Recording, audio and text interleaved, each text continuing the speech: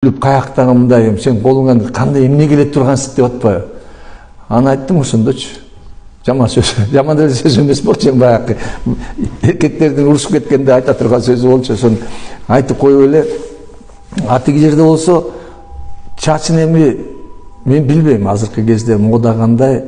Тиги жана администратору кыздардын чачынан да узун экен чачычы.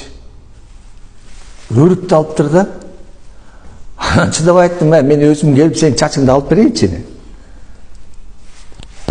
Анан да карап турсам, оозундан бүт бардык тишичи, алтын ана бирдеме башка кылып алып турам, мода кылыпчы.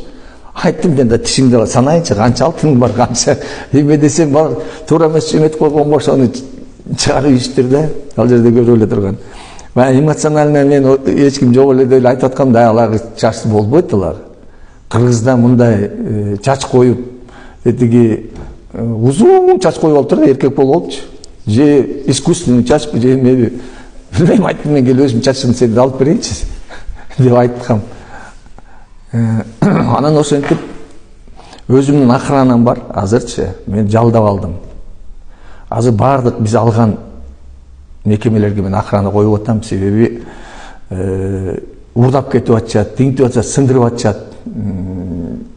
Бардык жерге агентство охрана деген бар экен, ошолор менен сүйлөшүп, договор түзүп, өзүмдүн акчама, бул Минздравдын акчасы эмес, өзүм акчама договор түзүп, бардык бошоткон метучилик жердин бардыгына охрана коюп атам. Азыр мынакей бүт бардык жерде охрана иштеп атат. Эч ким сырттан келгендер